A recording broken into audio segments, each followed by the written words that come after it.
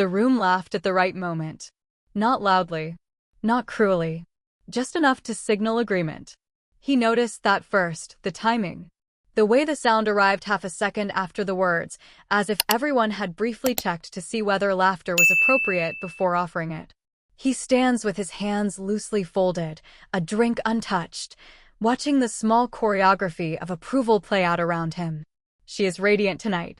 Confident. Centered. The kind of ease that comes from knowing the room is already on your side. When she speaks, people lean in. When she pauses, they wait. He is mentioned the way one mentions a background detail. Necessary. Unexamined. Someone claps him on the shoulder. Another person smiles with sympathy rather than interest. He nods when expected to nod. The floor-to-ceiling windows reflect the scene back at him, a version of himself already edited down to something simpler. No one asks questions. They don't need to. The story has been told so many times it no longer requires explanation.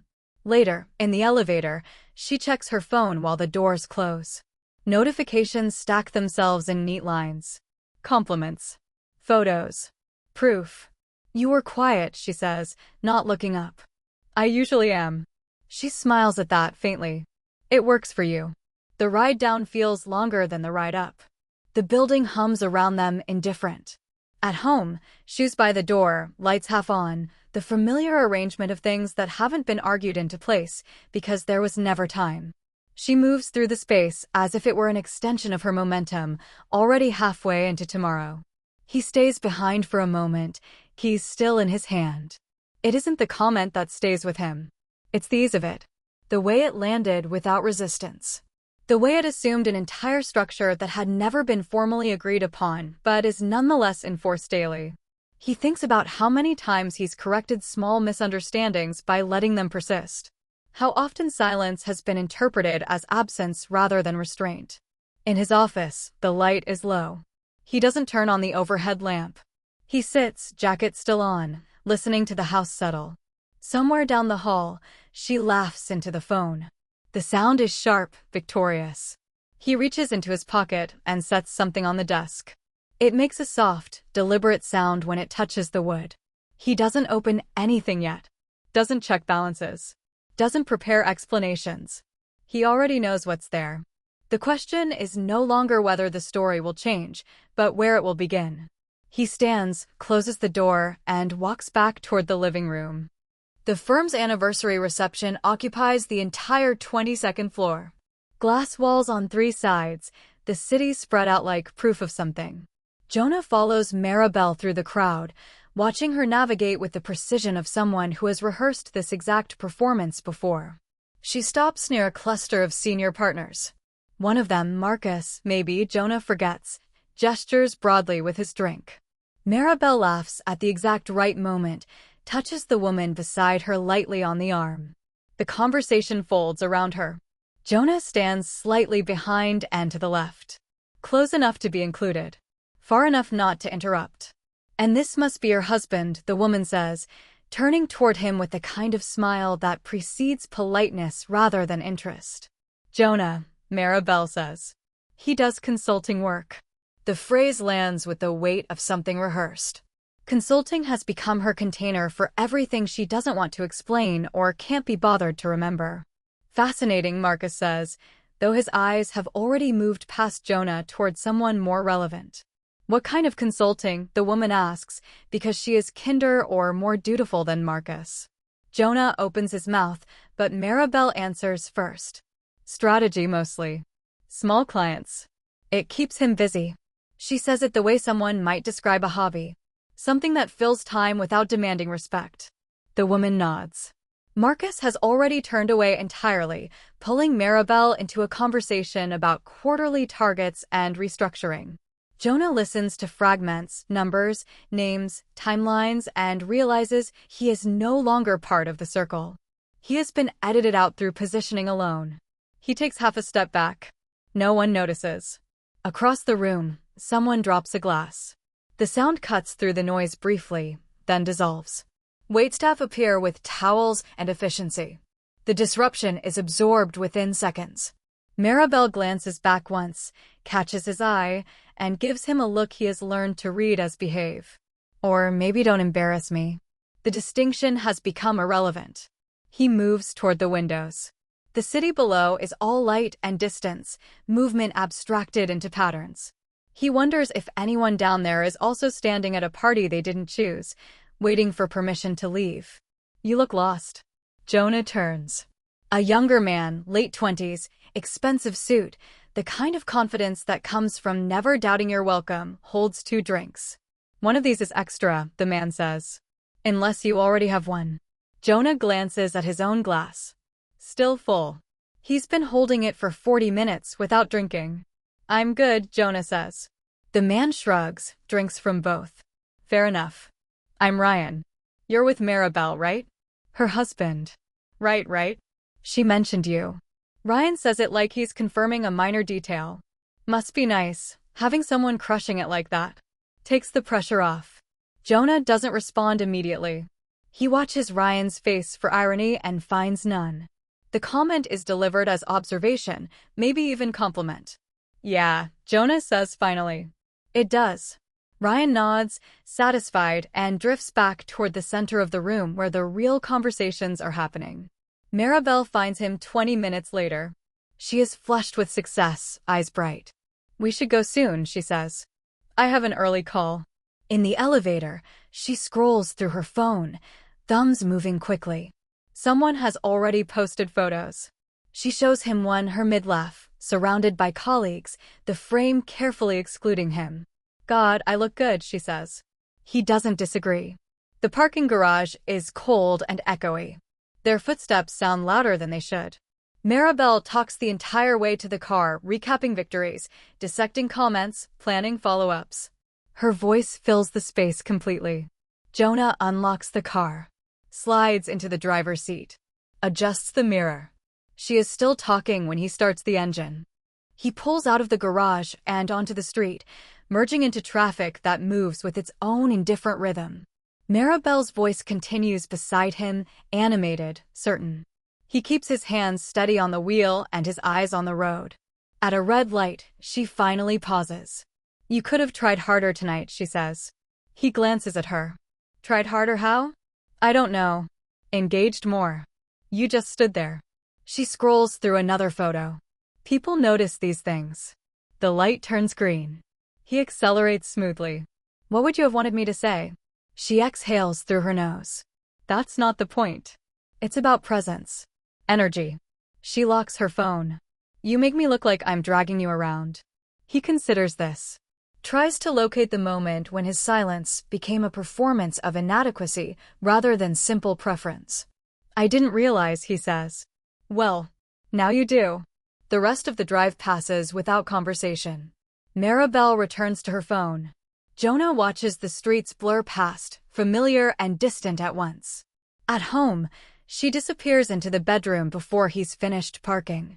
By the time he comes inside, she's already on a call, voice bright again, laughing at something someone said. He sets his keys on the counter. Loosens his tie. The apartment is decorated in a style Maribel chose 3 years ago. Neutral tones. Clean lines. Nothing that suggests argument or compromise. He realizes he cannot remember the last time he objected to anything about this space. He stands in the kitchen, jacket still on, listening to her voice carry through the walls. Somewhere in the distance, a siren passes. Then silence. He walks to his office and closes the door. Saturday morning arrives with the particular quiet of no obligations. Jonah wakes to find Maribel's side of the bed already empty, sheets pulled tight as if she was never there. He finds her in the kitchen, laptop open, phone propped against a water bottle. She's on a video call, nodding at someone's screen. When she sees him, she raises one finger, wait, and returns her attention to the meeting. Jonah pours coffee, stands by the counter, waits. The call ends after 12 minutes. Maribel closes the laptop with a satisfied click. Regional wants to move up the timeline, she says, as if continuing a conversation they were already having. Which is fine. Better, actually. Gets us ahead of Q4. Okay, Jonah says. She looks at him then, really looks, and frowns slightly. You're still in your shirt from yesterday. He glances down. She's right. He fell asleep in his office chair, woke at 4 a.m., moved to the bed without changing. I'll shower, he says. Please do. She's already opening her laptop again. Also, we need to talk about Thanksgiving. He sets his mug down. What about it? Your sister wants us to come to Denver. I already told her no. Jonah processes this. When did you talk to my sister? She texted Thursday. I responded. Maribel scrolls through something, distracted. We can't do Denver this year. I have the leadership offsite the week after. I need that weekend to prep. You told her we can't come. I told her we're hosting instead. Your parents can fly here. It's easier. He watches her type, the keystrokes quick and certain. Decisions made, communicated, finalized without his involvement becoming relevant. Did you ask if I wanted to host? He says. She stops typing. Looks up. Do you not want to host? That's not. Because if you have a problem with it, you can call your sister back and explain why we're suddenly unavailable. Her tone sharpens. I'm trying to make this work for everyone. He doesn't respond. The argument she's offering feels like a trap designed to prove a point he hasn't made yet. That's what I thought, she says, returning to her screen. Jonah picks up his coffee and walks toward the bathroom. Behind him, Maribel's typing resumes, steady and uninterrupted. The shower runs hot. He stands under it longer than necessary, watching steam accumulate on the glass. When he emerges, she's gone. A note on the counter, Gym, then brunch with Simone. Back by 3. He reads it twice. Tries to remember if she mentioned brunch before. Decides it doesn't matter. The apartment feels larger when she's not in it. He moves through rooms that belong to both of them in theory, but feel like hers in practice. The furniture, the art, the arrangement of books on shelves he never reads from, all selected by her, approved by silence. He makes toast. Eats it standing up. Throws the plate in the dishwasher. In his office, he sits at the desk and opens his laptop. The files are where he left them. Investment summaries. Account statements. Diversified holdings structured to avoid attention. Numbers that tell a story completely incompatible with the one Maribel narrates to her colleagues, her family, anyone who asks. He doesn't look at them long. Closes the laptop. The information doesn't change whether he checks it or not. His phone buzzes. A text from his sister. Mom's asking about Thanksgiving. What should I tell her? He types, we're hosting. Maribel already arranged it. 3 dots appear, then disappear. Then reappear. When did you guys decide that? He stares at the question. Considers honesty. Decides against it. This morning. The dots return. Stay longer this time. Okay. I'll let Mom know. He sets the phone down. The conversation feels incomplete, but also finished. His sister knows better than to push. Maribel returns at 3:17 p.m., energized from endorphins and caffeine and whatever validation Simone provided. She's carrying shopping bags, things she didn't mention needing, but apparently decided were necessary. You'll never guess who Simone saw at SoulCycle, she says, setting the bags on the couch. Jonah doesn't guess. She tells him anyway. A long story about someone's divorce, someone else's promotion, a rumor about layoffs that may or may not be true. She unpacks while she talks, a sweater, candles, something wrapped in tissue paper. I got you something, she says, pulling out a shirt still on its hanger. He looks at it. Navy blue. Expensive label. Not his style, but close enough to what he already owns that the difference won't matter. Thanks, he says. Try it on. He does. It fits. See, she says, adjusting the collar. This is better. More polished.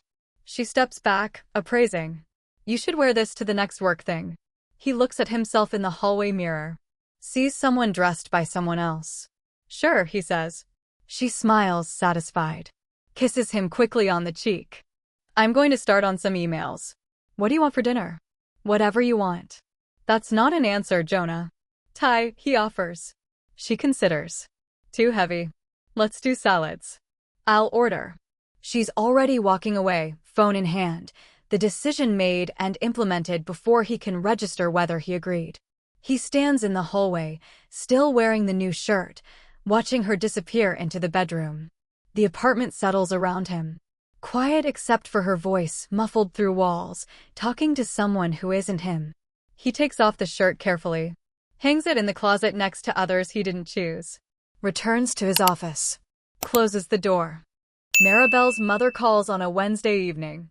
Jonah is reading when Maribel answers, her voice immediately shifting into the particular brightness reserved for family. "Yes, we're still coming Sunday," she says, pacing the living room. "No, I didn't forget." Jonah didn't know they were going anywhere Sunday.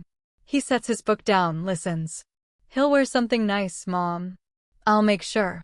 Maribel glances at him, rolls her eyes in exaggerated solidarity, as if they're in this together. "Okay, love you too." She ends the call and drops onto the couch beside him. "My parents are doing that whole anniversary thing," she says. 40 years. "Very sweet, very long dinner planned." Sunday, Jonah says.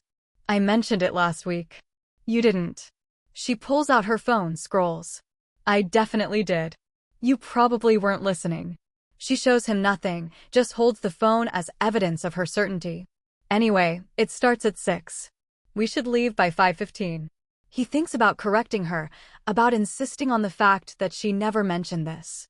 Then he thinks about how that conversation would go, her confident dismissal, his inability to prove a negative, the eventual conclusion that his memory is less reliable than hers. "Okay," he says. "Wear the navy shirt," she adds. "The one I got you." Sunday arrives exactly as scheduled. They leave at 5:15. Traffic is worse than Maribel predicted, which she narrates continuously, as if Jonah is responsible for the delay or capable of fixing it. Her parents live in a house that hasn't changed in 20 years. Same furniture. Same photographs in the same frames. Her father answers the door with a firm handshake and a comment about the drive. "Not too bad," Jonah says. "Good, good." Inside, Maribel's sister is already there with her husband, 2 children orbiting them with practiced chaos. Maribel hugs everyone, accepts compliments, gives them back with interest. Jonah shakes hands, smiles, finds a position near the wall. Dinner is formal in the way of events designed to commemorate rather than enjoy. Courses arrive with speeches between them. Maribel's father talks about commitment. Her mother cries elegantly. Everyone raises glasses. Maribel leans over during dessert. "You're doing that thing again," she whispers. "What thing?" Looking miserable. He adjusts his expression. She pats his hand like he's a child who finally understood the instruction. Later, in the living room, the conversation fractures into smaller clusters. Maribel's brother-in-law, Derek, corners Jonah near the bookshelf. "So, how's work treating you?" Derek asks. He's holding scotch he didn't finish, using it more as prop than beverage. "Study," Jonah says. "Consulting, right?" Maribel mentioned. "Right." Derek nods slowly, the way people do when they're trying to fill silence with agreement. "That's good. Flexible, I bet. Especially with Maribel's schedule being what it is." Jonah doesn't answer immediately. He's trying to locate the implication buried in the comment, the assumption Derek is making about who accommodates whom. "It works," Jonah says finally. "Must be nice," Derek continues, warming to his subject. "I mean, someone's gotta hold down the fort, right? Can't both be running around chasing promotions." He laughs, takes a sip. "Ashley would kill me if I tried to out-earn her." Across the room, Maribel is telling a story. Her mother and sister lean in, captivated. She gestures with her wine glass, pauses for effect, delivers a punchline that lands perfectly. "She's something else," Derek says, following Jonah's gaze. "Always has been." "Yeah," Jonah says. Derek claps him on the shoulder. "You're a good sport, man." "Seriously." He walks away before Jonah can decide whether to correct him. The drive home is quiet at first. Maribel scrolls through photos her sister sent, evidence of the evening, already being archived. "Your dad seemed tired," Jonah says. "He's fine. That's just how he looks now." She doesn't look up from her phone. "Did you actually talk to anyone tonight, or just stand there?" "I talked to Derek." Derek doesn't count. He talks to everyone. She locks her phone. "You know what I mean." He doesn't, but he's learned that asking for clarification only extends these conversations without improving them. I'll try harder next time, he says. That's all I'm asking. At home, she goes straight to the bedroom to change. Jonah loosens his tie, the navy shirt already feels like something he wants to take off, and checks his phone. An email from a financial advisor confirming a quarterly review meeting. Another from a former colleague asking if he's still doing independent work. He deletes both without responding. Maribel emerges in pajamas, face scrubbed clean, looking younger and somehow more certain than she did at dinner. I'm exhausted, she announces. Family things always drain me. She kisses him absently, already halfway to sleep in her mind. Good night, she says. He stays up, turns on the television to something he doesn't watch, lets the sound fill the room while he sits motionless. At some point he realizes he's still wearing the navy shirt. He takes it off, folds it carefully, sets it on the arm of the couch. The television continues its noise. A show about people renovating houses they don't need, transforming spaces into versions of something aspirational. He watches without seeing. Thinks about Derek's comment. Someone's gotta hold down the fort. Thinks about Maribel's dismissal. You probably weren't listening. Thinks about the script they're all reading from, the one nobody wrote but everyone seems to know. He turns off the television. The silence that replaces it is louder than he expects. He sits in it for a long time, the navy shirt beside him, the apartment dark except for the light from the hallway. Eventually he stands, walks to his office, doesn't turn on the light, just sits at the desk in the dark, hands flat on the surface, breathing slowly. Outside, a car alarm starts, then stops. The night continues around him, indifferent. Maribel comes home on a Tuesday with the energy of someone who has already won an argument that hasn't happened yet. Jonah is in the kitchen, cutting vegetables he won't finish cooking. She drops her bag on the counter with the particular weight of proclamation. I did something, she says. He sets down the knife. Waits. I booked Lisbon. Lisbon, he repeats. The conference. In March. I've been talking about it for weeks. She pulls out her phone, shows him a confirmation screen he can't read from where he's standing. It's perfect timing. Right after the fiscal year closes. And I added 4 days. 4 days. For the conference and a long weekend. I deserve it, Jonah. This year has been insane. She's scrolling now, already looking at hotels or restaurants or something beyond the conversation they're having. The firm is covering the conference registration, but the extension is on us. Well, on me, technically. He wipes his hands on a towel. How much? Does it matter? She looks up, defensive. I'm paying for it. My bonus covers it twice over. I'm just asking. For 1,000, maybe? For the hotel and flights. She says it casually, the way someone discusses an amount that doesn't require consideration. It's not a big deal. He nods slowly. Tries to locate the moment when she decided this, planned it, executed it, all without mentioning it to him beyond vague references to a conference that might happen someday. You didn't think to ask if I wanted to come, he says. She blinks. To Lisbon. Yes. Jonah, it's a work conference. You'd be bored out of your mind. She sets her phone down. Plus, it's expensive. We can't both go. Someone needs to be here, keep things running. Keep what running? The house. Bills. Normal life. She says it like he's being deliberately obtuse. You know what I mean. He does. He knows exactly what she means. That his presence is interchangeable with absence. That the trip is hers, the decision, the budget, the experience, and his role is to remain, a fixed point she can return to. Okay, he says. She tilts her head, studying him. You're not upset, are you? Should I be? I don't know. You tell me. Her tone sharpens. Because I thought you'd be supportive.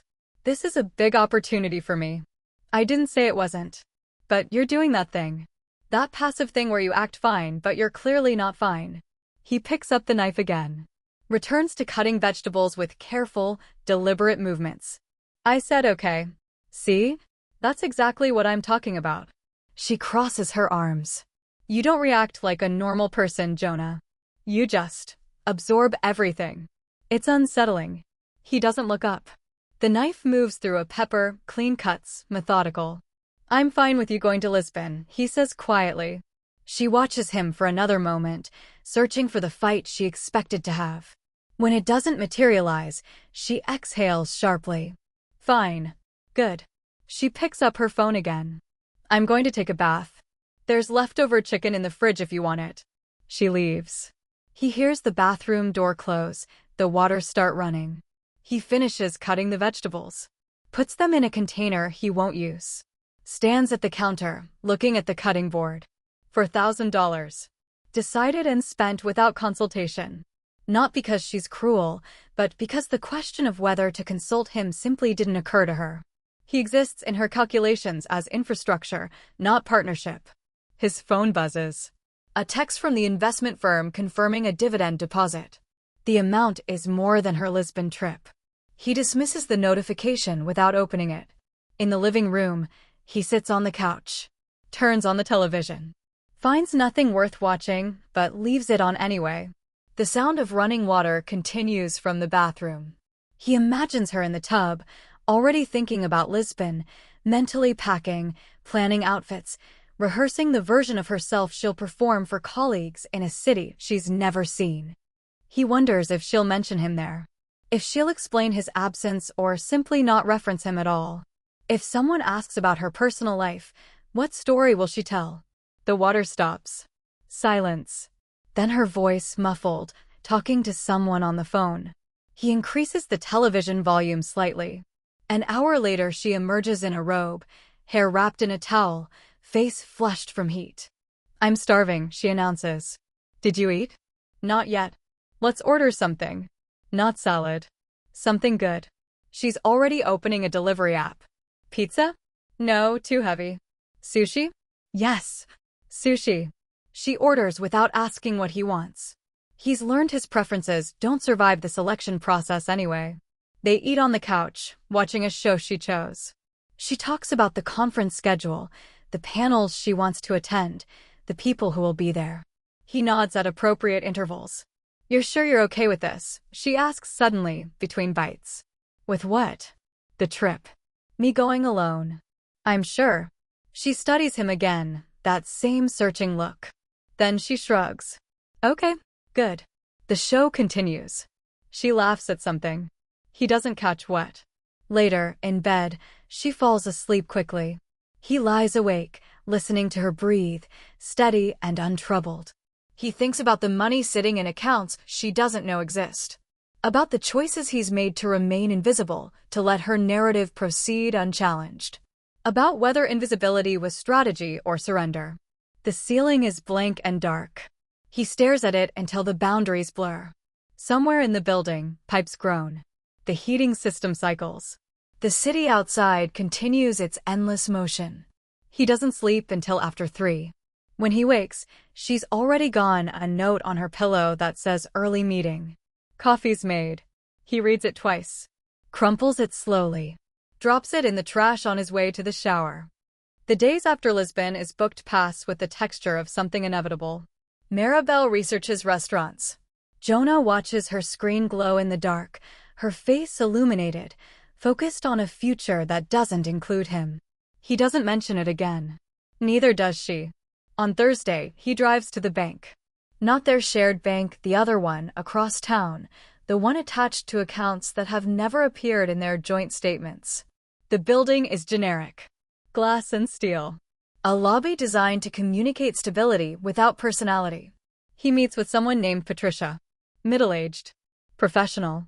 She's handled his portfolio for 6 years and has never asked questions he didn't want to answer. Everything looks strong, she says, turning her monitor so he can see. Numbers in neat columns. Growth percentages. Diversification charts. You're well positioned regardless of market movement. He nods.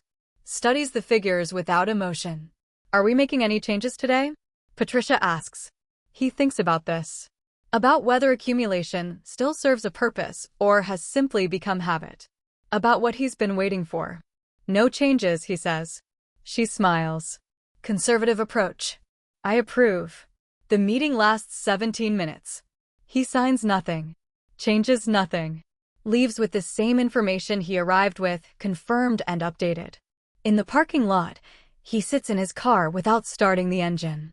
Watches people move in and out of the building. Everyone carrying the same determined anonymity. Conducting private business in public spaces. His phone buzzes. Maribel, can you pick up dry cleaning? Need the black dress for tomorrow. He types back, sure. 3 dots appear. Disappear. No further response. He starts the car. The dry cleaner recognizes him. Calls him by name.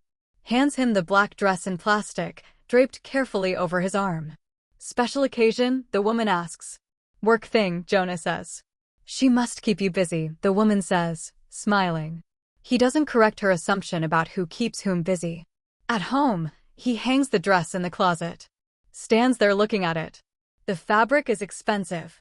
Probably costs more than everything he's wearing combined. Maribel will look stunning in it. She always does. He closes the closet door. In his office, he opens his laptop. Not to check accounts this time. Just to sit with the machine humming, the screen glowing, the cursor blinking in an empty search bar. He types, how to know when. Doesn't finish the sentence. Deletes it. Types, average length marriage before. Deletes that too. Closes the laptop. Outside, the afternoon light shifts. The room darkens incrementally. He doesn't turn on the lamp. Maribel comes home at 7, energized from whatever meeting kept her late. She finds him in the office, sitting in near darkness. Why are you sitting in the dark? She asks, flipping the light switch. He blinks against the sudden brightness. Just thinking. About what? Nothing specific. She leans against the doorframe. You've been weird lately. Weird how? I don't know. Quiet. More than usual. She crosses her arms. Is something wrong? He looks at her. Really looks. Tries to find evidence of the person he thought he married, underneath the person she's become. Or maybe she's always been this person and he only recently noticed. No, he says. Nothing's wrong. She doesn't believe him. He can see it in her face. But she also doesn't want to dig, doesn't want to transform a simple question into an excavation that might require effort or accommodation. Okay, she says. Well, I'm going to change. We should order dinner soon. She leaves. He hears her in the bedroom, hangers sliding, drawers opening. He stands. Walks to the window. The street below is mostly empty. A dog walker passes. A delivery driver double parks, hazards blinking. Everything continues as it always has. Nothing has changed except his awareness of the pattern. Friday's work event is at a gallery downtown. Contemporary art Jonah doesn't understand, hosted by a client Maribel needs to impress. She wears the black dress. Looks precisely as devastating as he anticipated. Stay close tonight, she says in the car. But not too close. You know what I mean. He knows. At the gallery, she works the room with practiced ease. Jonah trails at an appropriate distance. Close enough to be present. Far enough not to interfere. Someone, a man in an expensive suit with graying temples, approaches him near the bar. You're with Maribel Grant, right? The man says. Her husband. Jonah. Mark Eisenberg. I work with her on the Jensen account. He shakes Jonah's hand firmly. She's brilliant. Absolutely brilliant. She is, Jonah agrees. You must be very proud. I am. Mark nods, satisfied with this exchange. It's good she has someone stable at home. Women like that, they need a foundation. Someone who's not competing, you know. Jonah holds his drink without sipping. Right. My ex-wife, Mark continues, unprompted, she couldn't handle that I was never home. But that's the job. Some people get it, some don't. He gestures vaguely toward Maribel across the room. Maribel gets it. And clearly you do too. Jonah says nothing. Mark claps him on the shoulder. Good man. Enjoy the art. He walks away. Jonah stands at the bar, surrounded by paintings he doesn't see, holding a drink he doesn't want. Maribel finds him an hour later. Ready to go? In the car, she's satisfied. The evening went well. Connections were made. Impressions were managed. Mark Eisenberg loves you, she says. He said that. Not in those words. But I could tell. Jonah drives. The city passes. Red lights, green lights, the rhythm of traffic. At home, she kicks off her heels immediately, groans with relief. God, I'm exhausted, she says. But good exhausted. You know? Yeah. She disappears into the bathroom. He hears water running, makeup being removed, the nightly ritual of transformation back to person from performance. He stands in the living room. The black dress is draped over a chair. He picks it up, hangs it carefully in the closet, returns to his office, sits at the desk, opens the bottom drawer. Inside, buried under old files and forgotten paperwork, is a folder he hasn't touched in months. He pulls it out, opens it, reads documents he already knows by heart. Account summaries, investment statements, net worth calculations that contradict everything Maribel assumes about their life. He closes the folder, puts it back, locks the drawer, turns off the light. In the darkness, he makes a decision that feels less like choice and more like acknowledgement of something already inevitable. He doesn't know exactly when he'll act, but he knows now that he will. The dinner party is Maribel's idea. A celebration, she calls it, though Jonah can't remember what they're celebrating. She plans it with the precision of a military operation: guest list, menu, timeline, seating chart. 16 people, she says, showing him a spreadsheet she created specifically for this. Mix of work and personal. Good energy. When? Jonah asks. Saturday. 2 weeks. You already invited people? I sent a preliminary date last week.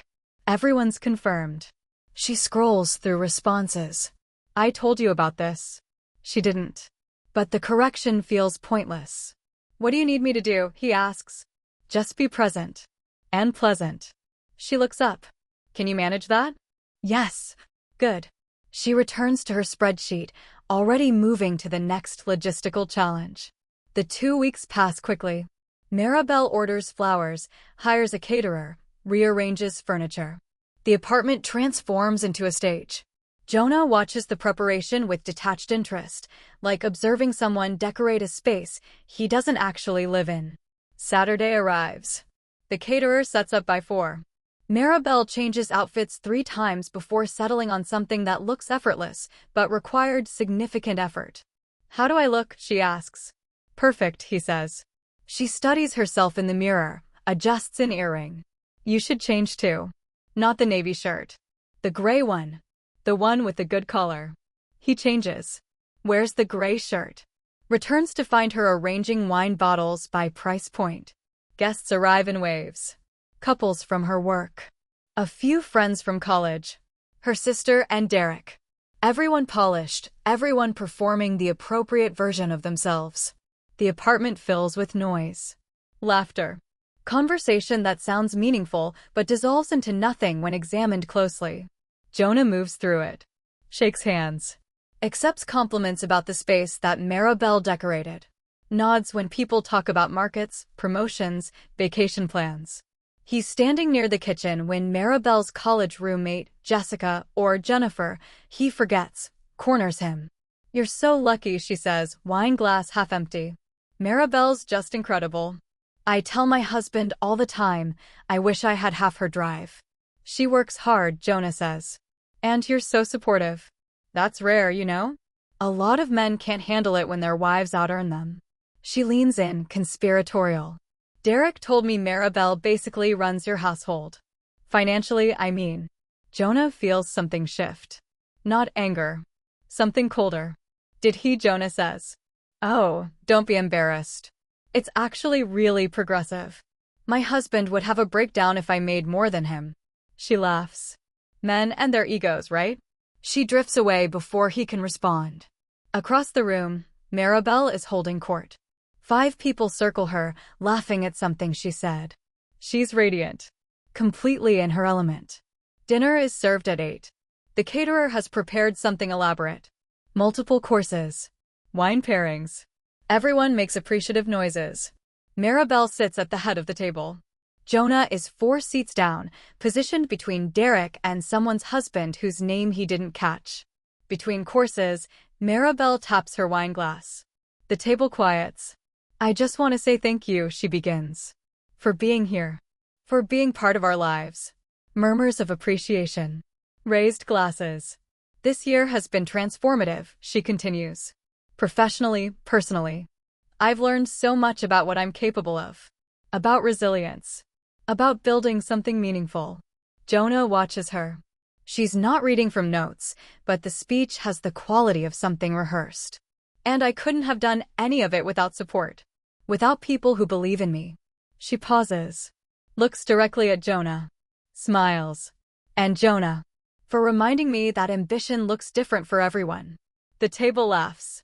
Gentle, knowing laughter. Several people glance at Jonah with sympathy or approval, or something between the two. He doesn't move. Doesn't react. Just holds her gaze. She continues, moving on to other gratitudes, other acknowledgements. But the moment hangs in the air. The assumption she's made public. The role she's assigned him. Derek leans over. She's something else, huh? Jonah nods once. Takes a secure guy to be married to someone like that, Derek adds. Respect, man. Seriously. The dinner continues. Dessert arrives. Coffee. Liqueurs for those who want them. People migrate back to the living room. Conversations fracture and reform. Someone puts on music. The energy stays elevated, buoyant with wine and mutual congratulation. Jonah finds himself near the window, watching reflections in the glass. Behind him, the party continues. Ahead of him, the city spreads out, indifferent. Maribel appears beside him. Flushed. Happy. This is going so well, she says quietly. Everyone's having a great time. Yeah. She touches his arm. You've been quiet. But that's okay. You don't have to perform. Just being here is enough. He looks at her. Studies her face. Tries to find malice and finds only obliviousness. She genuinely believes she's being kind. Generous, even. Maribel, he says. He opens his mouth. Almost speaks. Almost says the thing that will change everything. Then someone calls her name. She's needed for a photo. A toast. Something. Hold that thought, she says, squeezing his arm before turning away. He watches her rejoin the group. Watches her pose for a photo, arm around Jessica or Jennifer, both of them laughing. The party doesn't end until after midnight. Guests leave in clusters, calling thanks over their shoulders, praising the food, the company, the evening. Derek is one of the last to leave. He shakes Jonah's hand at the door. Great night, Derek says. Then, quieter. You're a better man than me, brother. After everyone leaves, Maribel collapses on the couch, shoes already kicked off. God, I'm exhausted. But that was perfect, right? Tell me that was perfect. The caterer is still cleaning up in the kitchen. Jonah can hear dishes being stacked, containers being sealed. It was perfect, he says. She smiles, eyes closed. I knew it would be. I planned everything perfectly. He looks at her. At the woman who just spent an evening framing his entire existence as a footnote to her success. Who did it publicly? Who did it with affection? Maribel, he says. We need to talk. She opens one eye. Now? I'm exhausted. Tomorrow then. About what? He doesn't answer immediately. She's already drifting, half asleep, satisfied. Everything, he says quietly. But she doesn't hear. She's already asleep, head tilted back, mouth slightly open. The caterer finishes and lets himself out with a quiet goodbye. Jonah locks the door behind him. The apartment is suddenly silent. Debris of celebration everywhere. Empty glasses. Crumpled napkins. The ghost of 16 people's laughter. He stands in the middle of it. Turns off the lights one by one. Leaves Maribel sleeping on the couch. Goes to his office. Opens the locked drawer. Pulls out the folder. Sits in the darkness, holding it. Makes a decision that's already been made. Tomorrow, he thinks. Tomorrow, everything changes. Sunday arrives slowly. Maribel wakes on the couch at 7, disoriented and uncomfortable. She stumbles to the bedroom without speaking. Jonah hears the shower start, run for 20 minutes, stop. She emerges dressed for nothing in particular. Sunday clothes. Her face bare, hair damp. Coffee, she asks. He's already made it. Hands her a cup. She sips, winces. Too strong. Sorry. She adds cream until it's pale. Sits at the kitchen table. Scrolls through her phone, reviewing photos from last night. Smiling at each one. People are still texting me, she says. Everyone had such a good time. Jonah stands near the counter. Watches her. Waits for the right opening, though he's not sure what that looks like. You said we needed to talk, she says without looking up. I did. So talk. Still scrolling. Still not looking. He sets his cup down. Can you put the phone away? She glances up, mildly annoyed. It's Sunday, Jonah. I'm relaxing. Please. Something in his voice makes her pause. She sets the phone face down on the table. Looks at him properly. Okay. What's wrong? He doesn't sit. Stays standing. Last night. What you said during your toast. What about it? About me. About ambition looking different for everyone. She frowns, confused. That was a compliment. Was it? Yes. I was acknowledging that not everyone wants what I want. That's healthy. That's mature. She picks up her coffee. Why are you making this weird? Do you know what people think? He asks. About us. About our marriage. I don't care what people think. Derek thinks you support me financially. Jessica thinks you run the household. Mark Eisenberg thinks I'm your foundation because I'm not competing with you. He says it calmly. Facts, not accusations. They all think I'm smaller than you. Maribel sets her cup down harder than necessary. Where's this coming from? From you. From every comment you make about my work. Every decision you make without asking me. Every time you introduce me like I'm an accessory. Her face hardens. That's not fair. What's not fair? I have been nothing but supportive of you. Of your consulting. Of your choice to work less, earn less, have more flexibility. She stands now too. If you're insecure about that, that's your problem, not mine. Earn less, Jonah repeats. Yes. And there's nothing wrong with that. I've never made you feel bad about it. You've made everyone else feel justified in making assumptions. What assumptions? Her voice rises. That I'm successful? That I work hard? I'm sorry if my accomplishments make you uncomfortable, Jonah, but I'm not going to apologize for them. He watches her build the argument. Watches her reframe his concern into his insecurity. It's practiced. Efficient. I don't want you to apologize for your success, he says quietly. Then what do you want? I want you to stop talking about me like I'm failing at something. She laughs. Actually laughs. This is insane. You're creating problems that don't exist. Am I? Yes. She crosses her arms. You know what I think? I think you're having some kind of crisis. And instead of dealing with it like an adult, you're blaming me. He nods slowly. Okay. Okay, what? Sit down, he says. I don't want to sit down. Please.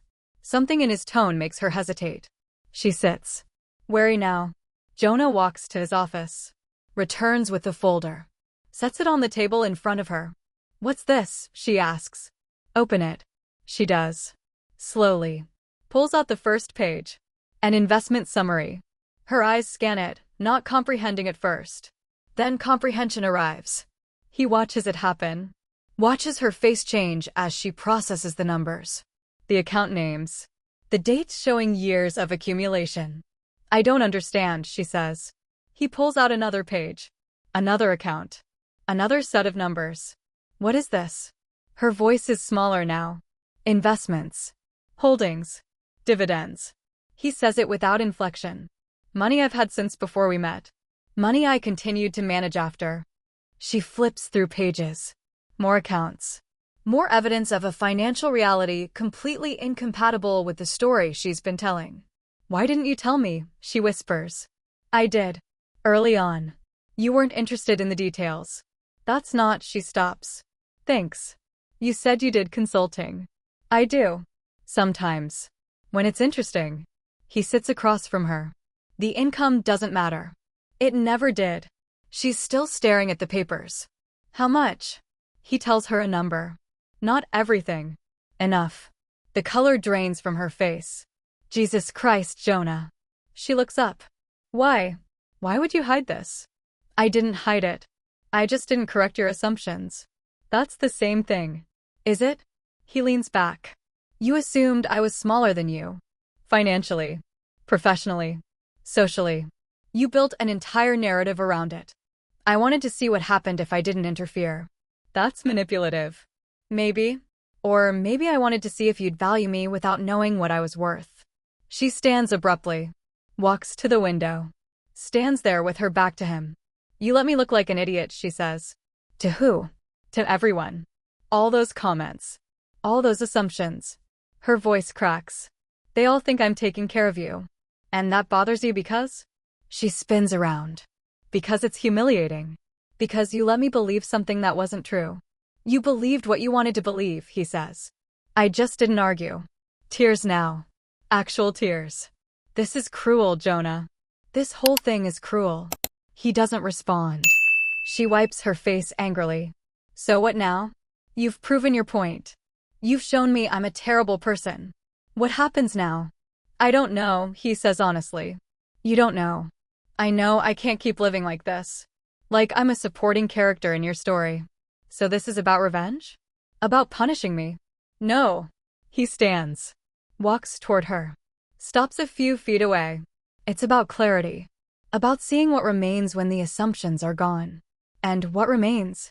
Her voice is desperate now. He looks at her. Really looks. At the woman he married. The woman who has spent years casually diminishing him without noticing. Without malice. Just without seeing. I don't know yet, he says. She sobs once. Covers her mouth. Turns back to the window. He leaves her there. Goes to his office. Closes the door. Sits in the silence. Outside, he hears her crying. Then moving. Then talking on the phone in a low, urgent voice. He doesn't go to her. Doesn't comfort her. Just sits. Waiting for whatever comes next. Maribel leaves the apartment at noon. Doesn't say where she's going. Just grabs her keys, her phone, her purse, and walks out. The door closes with deliberate softness, as if slamming it would constitute an admission of something. Jonah stays in his office. Listens to the silence. It sounds different now. Less like peace, more like aftermath. His phone buzzes an hour later. A text from Maribel's sister. What the hell did you do? He doesn't respond. Another text, 5 minutes later. She's at my house. She's a mess. Call me. He turns the phone face down. The apartment feels larger without her in it. He walks through rooms that suddenly seem like they belong to someone else. The couch she chose. The art she selected. The kitchen organized according to logic he never questioned. He makes lunch he doesn't eat. Sits at the table alone. The folder is still there, pages scattered where Maribel left them.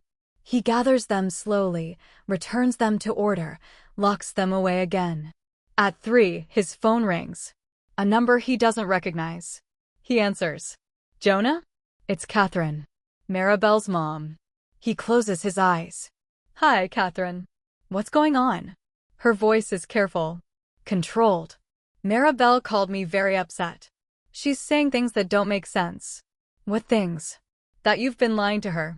About money. About your whole life. A pause. Is that true? I haven't lied. Then what would you call it? He thinks about this. Withholding, maybe. But not lying. That's semantics, Jonah. Is it? Catherine exhales slowly. I don't know what's happening between you two. But Maribel is devastated. Whatever point you're trying to make, you've made it. Now you need to fix this. I don't think I can. Of course you can. Marriage requires forgiveness. Compromise. She didn't ask, he says quietly. About me. About my work. About what I wanted. She just decided who I was, and I let her. So you punish her by hiding your finances? By making her feel foolish? I'm not punishing anyone. I'm just tired of being invisible. Catherine is silent for a long moment. She loves you, Jonah. Does she? Or does she love the version of me that makes her feel successful? No answer. I should go, he says. Wait. He hangs up. Sets the phone down. Stares at nothing. Monday morning, Maribel doesn't come home. Jonah dresses for nowhere. Makes coffee. Checks his email. There's a message from Mark Eisenberg. Subject line, checking in. Jonah, hope this isn't overstepping, but Maribel seemed off in our call this morning. Everything okay? Let me know if you need anything. Mark. He deletes it without responding. Another email. This one from Jessica or Jennifer. Hey, just wanted to say what a lovely evening Saturday was. You and Maribel are such an inspiring couple. Hope you're both well. XO. The timestamp is from yesterday, before everything collapsed. He reads it twice, searching for irony, finding only oblivious sincerity. He closes his laptop. Tuesday, Maribel returns briefly while he's at the gym. He knows because her things have been moved. Some clothes gone from the closet. Toiletries missing from the bathroom. She took what she needed and left before he could return. A note on the kitchen counter. Staying at Ashley's for a while. Need space to think. No signature. No apology. No accusation. He crumples the note. Throws it away. Wednesday, Derek texts him. Man, I don't know what happened, but Ashley says Maribel's really struggling. Maybe reach out? Jonah types. She knows where I am. Derek responds with a thumbs up emoji. Then nothing. Thursday, his mother calls. Your sister told me something's wrong, she says without preamble. With you and Maribel. We're figuring things out. What does that mean? It means we're not together right now. His mother goes quiet. Then, what happened? It's complicated. Marriage is always complicated. That's not a reason to give up. I'm not giving up. I'm just stopping something that wasn't working. Was there someone else? Her voice tightens. Did one of you? No, nothing like that. Then what? He tries to find words that will satisfy her. Comes up empty. She didn't see me, he says finally. For years. She just didn't see me. And you're only bringing this up now? I brought it up when it became unbearable. His mother sighs. Jonah, honey. Every marriage has power struggles. You work through them. You don't just walk away. I didn't walk away.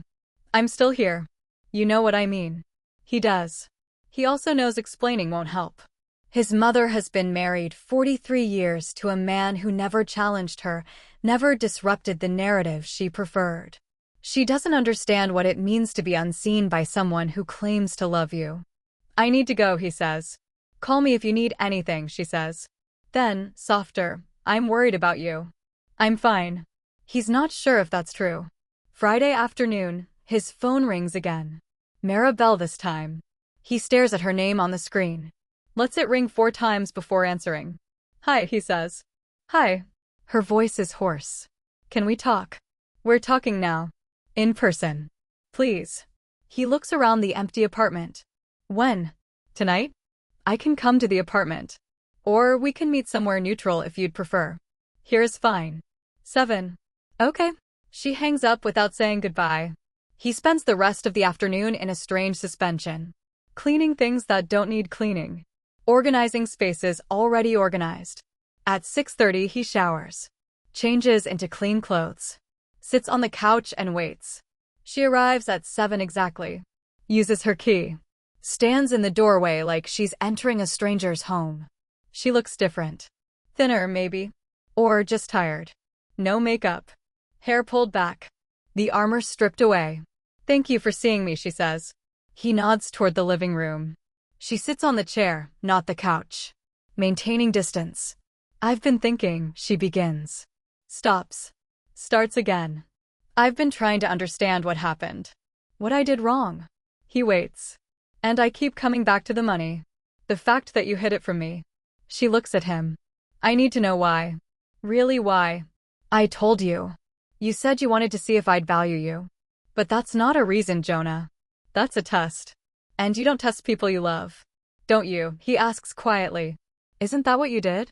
Every time you dismissed my work, made decisions without me, introduced me like I was your dependent, you were testing whether I'd push back. And I didn't. So you kept going. Her face crumples slightly. That's not fair. Maybe not. But it's true. She wipes her eyes. So what now? We just end this. I don't know. That's all you keep saying. I don't know. I don't know. Her voice rises. I need more than that, Jonah. I need to know if you still want this marriage. He looks at her.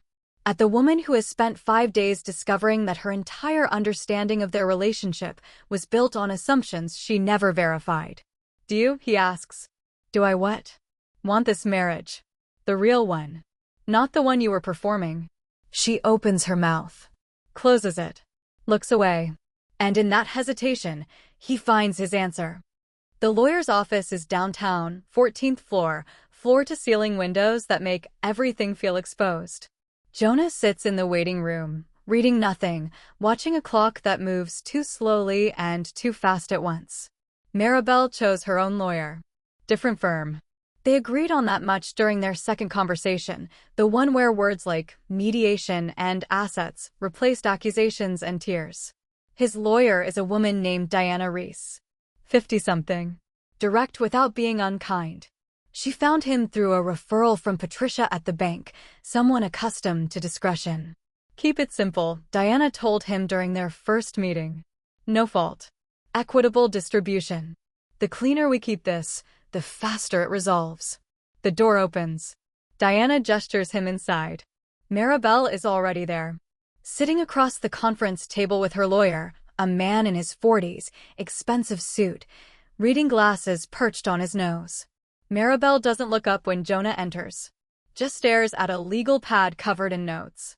Thank you both for coming, Diana says, taking her seat. We're here to discuss terms and hopefully reach an agreement without litigation. Maribel's lawyer, Stevens, his name is nods. My client is amenable to that. The conversation proceeds with clinical efficiency. Assets. Debts. Property. Everything reduced to line items and dollar amounts. The apartment is in both their names. Purchased 3 years ago with Maribel's bonus as down payment. Jonah paid the mortgage without mentioning it. Stevens proposes she keep it. Fine, Jonah says. Diana makes a note. The car is in Jonah's name. Paid off. Not worth arguing over. Maribel keeps it. Jonah doesn't care. Joint accounts are minimal. She preferred it that way. Easy to divide. The retirement accounts are where it gets complicated. Stevens slides a document across the table. My client believes she's entitled to half of all marital assets, including retirement funds. Diana barely glances at it. Your client is welcome to half of the marital contributions to those accounts. Not half of the accounts themselves. The accounts were funded during the marriage. Some were funded before. And some were kept deliberately separate, which was disclosed. Maribel finally looks up. I didn't know they existed.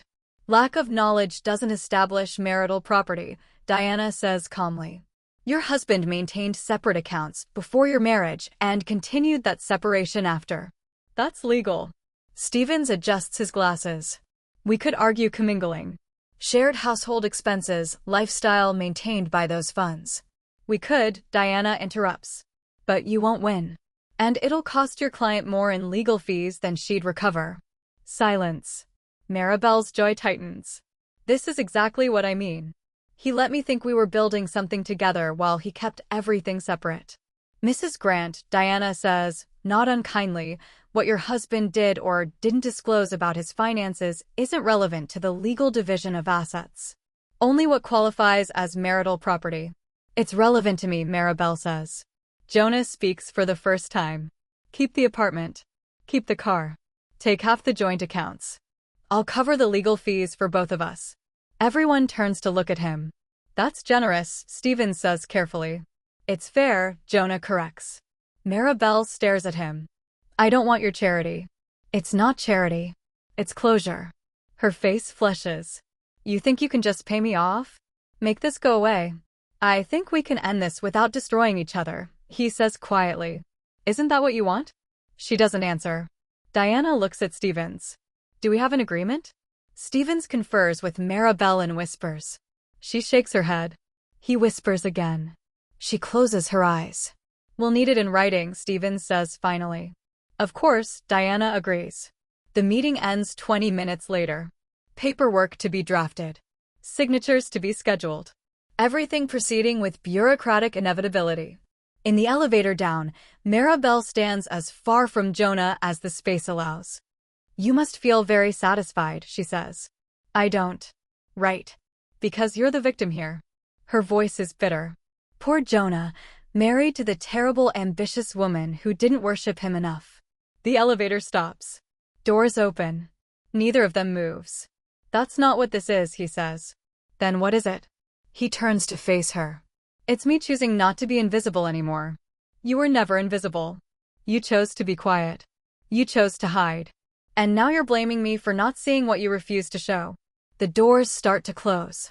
He catches them. Steps out. She follows. They stand in the lobby. People move around them. Business continuing indifferently. Maybe you're right, Jonah says. Maybe I should have fought harder. Spoken louder. Demanded to be seen. He pauses. But you should have looked. She blinks rapidly. I did look. No. You glanced. And then you decided what you saw. And then you stopped looking. That's not, she stops. Swallows. I loved you. Loved, he repeats. Love. Present tense. I love you. Tears now. I'm angry and I'm hurt and I don't understand any of this. But I still love you. He nods slowly. I believe you. I believe you love the version of me that made sense to you. And you don't love me at all? He thinks about this. About whether love survives the death of illusion. I don't know who you are without the performance, he says honestly. And I don't think you know who I am without being smaller than you. She makes a sound half laugh, half sob. God. You really have thought this through. I've had time. She wipes her face. I should go. He nods. She walks toward the exit. Stops. Turns back. For what it's worth, she says, I'm sorry. For making you feel invisible.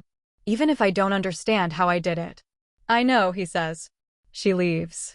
He stands in the lobby for a while. Watching people come and go. Everyone carrying their own private dissolutions, their own quiet endings. His phone buzzes. A text from Diana. You handled that well. Let me know if you need anything. He pockets the phone without responding. Outside, the city is bright and cold. He walks without destination. Passes restaurants where couples eat lunch. Shops where people buy things they don't need. Offices where lives proceed according to plan. He finds himself near the park. Sits on a bench. Watches children play while their parents watch phones. A woman sits beside him. Older. Feeding pigeons from a paper bag. Beautiful day, she says. It is, he agrees. You look sad, she observes. I'm getting divorced. She scatters more seed. Divorces are strange things. Everyone thinks they're endings. But sometimes they're just corrections. He looks at her. Corrections. You know. Like when you're driving and you realize you're on the wrong road. Divorce is just the turnaround. Doesn't mean the whole trip was wasted. She stands, crumples the empty bag, walks away. Jonah sits alone. Thinks about corrections. About wrong roads and wasted trips. About whether anything remains when the story collapses. His phone rings. His mother again. He silences it. Eventually, he stands. Walks back toward his car. Drives to the apartment that will soon belong only to Maribel. Packs more of his things. Methodically. Without emotion. Just moving forward. Because there's nothing else to do. 3 months later, Jonah signs the final papers in Diana's office. The marriage dissolves with a signature and a notary stamp. No ceremony. No witnesses beyond the legal requirement. That's it, Diana says, sliding him a copy. You're officially unmarried. He stares at the document. His name. Maribel's name. The date. The state seal. Everything formal and final and somehow less significant than he expected. Thank you, he says. What will you do now? Diana asks. He hasn't thought about it. I don't know. Move, maybe. Find a new place. Fresh start. Something like that. He leaves the office with the papers in a folder identical to the one that started everything. 2 folders. One containing the truth about his finances. One containing the end of his marriage. Both thin enough to fit in a desk drawer. The new apartment is in a different neighborhood. Smaller. 11th floor. Windows that face east instead of west. He moved in 2 weeks ago with furniture he bought specifically for the space. Nothing from the old apartment. Nothing that carries memory. It's strange, living alone. Not bad. Just different. He makes coffee in the morning without checking if someone else already started a pot. Eats dinner at whatever time hunger arrives. Leaves books on tables without them being relocated to shelves. The silence is his now. Not negotiated. Not shared. Just his. He sees his sister in April. She flies in for a weekend, stays in a hotel, insists on taking him to dinner. You look different, she says over appetizers he didn't order. Different how? I don't know. Lighter, maybe. Less. She searches for the word. Less compressed. He considers this. Maybe. Mom's worried about you. Mom's always worried. True. His sister sips her wine. Are you okay though? Actually okay? I think so. You think so? I'm figuring it out. He cuts into something with careful precision. Some days I'm relieved. Some days I'm sad. Some days I don't feel anything at all. That sounds healthy. Does it? She shrugs. Healthier than pretending you're fine when you're not. They eat in comfortable silence. His sister tells him about her kids, her husband, a promotion she's considering. Normal things. Life continuing its ordinary motion. Have you talked to Maribel? She asks eventually. No. Do you want to? I don't know what we'd say. His sister nods. Doesn't push. Later, walking back to his car, she hugs him longer than usual. I'm proud of you, she says. For what? For leaving something that wasn't working. That's brave. He doesn't feel brave. Just exhausted. But he accepts the compliment. In May, he runs into Jessica or Jennifer at a coffee shop. She recognizes him first. Jonah. Oh my God, hi. She's overly bright. Overly enthusiastic. How are you? How's Maribel? We're divorced, he says simply. Her face collapses into performative sympathy. Oh no. I'm so sorry. I had no idea. It's fine. When did this happen? Few months ago. She processes this. Recalculates. Was it? I mean, at the dinner party, you seemed fine. We weren't. God. I feel terrible. If I'd known, she stops. Are you doing okay? I am. She doesn't believe him. He can tell. But she accepts the answer because pushing would be awkward. Well, if you need anything. I mean, I know we're not close, but... She trails off. I appreciate that. She leaves quickly. Probably already texting someone. The news will circulate. Another story. Another data point in other people's conversations. He drinks his coffee. Reads a book. Leaves when he's ready. June brings a text from Maribel. The first contact since the lawyers finalized everything. I'm clearing out the last of your things from the apartment. Let me know if you want them or if I should donate. He stares at the message. Tries to remember what he might have left behind. Decides it doesn't matter. Donate is fine. 3 dots appear. Disappear. Reappear. Okay. Then, a minute later. I hope you're well. He types, you too. Deletes it. Types, thank you. Sends it. No response. He sets the phone down. Feels something release. Not relief. Not sadness. Just completion. In July, he meets someone. Not romantically. Just a woman at a bookstore who recommends a novel he ends up loving. They talk for 20 minutes about nothing important. She doesn't ask what he does. Doesn't need his story. When she leaves, he realizes he smiled more in that conversation than he had in months of marriage. It's not a revelation. Just an observation. August arrives with heat that makes the city shimmer. Jonah takes a consulting project, actual consulting, something that interests him. The client is a startup, chaotic, and earnest. He works from coffee shops and parks. Submits deliverables that solve problems without needing credit. The money deposits into accounts that still feel strange to acknowledge. Not because of the amount. Because they're no longer secret. One evening, he's walking home when he sees them. Maribel and a man. Outside a restaurant. She's laughing. Looks happy. The man, tall, confident, touching her elbow, opens the door for her. Jonah stops walking. Watches from a distance. She doesn't see him. They disappear inside. He stands there. Waiting for jealousy or anger or regret. Feels only a distant curiosity. She's moving forward. Building a new story. Probably one where she's careful about assumptions. Or maybe not. Maybe she's exactly who she's always been. He keeps walking. At home, he makes dinner. Eats on the couch. Watches a documentary about Antarctic explorers.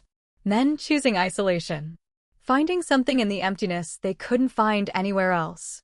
He understands that more than he used to. Before bed, he opens the drawer. Looks at the two folders. The financial one. The divorce decree. He pulls out the divorce papers. Reads them one last time. Then he tears them. Slowly. Methodically. Throws the pieces away. The finances stay. Those are real. Those matter. The marriage is over. The paper doesn't need to exist anymore. In September, his mother calls. "Your father and I are worried," she says. "You never talk about meeting anyone. About moving forward." "I am moving forward. You know what I mean. I'm not ready for that." "It's been 6 months, Jonah." "I know how long it's been." Silence. "Then, are you happy?" He thinks about this. About whether happiness is the right metric. "I'm not unhappy," he says. "That's not the same thing." "No. But it's better than I was." She accepts this. Barely. They talk about other things. Safer things. End the call with promises to visit soon. He doesn't know if he'll keep that promise. October. The leaves change. The air cools. Jonah wakes up one morning and realizes he didn't dream about Maribel. Didn't dream about the marriage. Didn't dream about anything that came before. Just slept. Woke. Continued. He makes coffee. Opens his laptop. Checks messages from the consulting project. Responds thoughtfully. Closes the laptop. Looks around his apartment. His space. His silence. His choices. It's not perfect. There are still nights he feels the absence. Still moments he wonders if he made the right decision. Still questions without answers. But he's here. Visible to himself. And maybe that's enough. Maybe that's all it ever needed to be. He finishes his coffee. Gets dressed. Steps outside into a day that belongs to no one but him. And keeps moving forward. Not because the story is over. But because it finally belongs to him to write.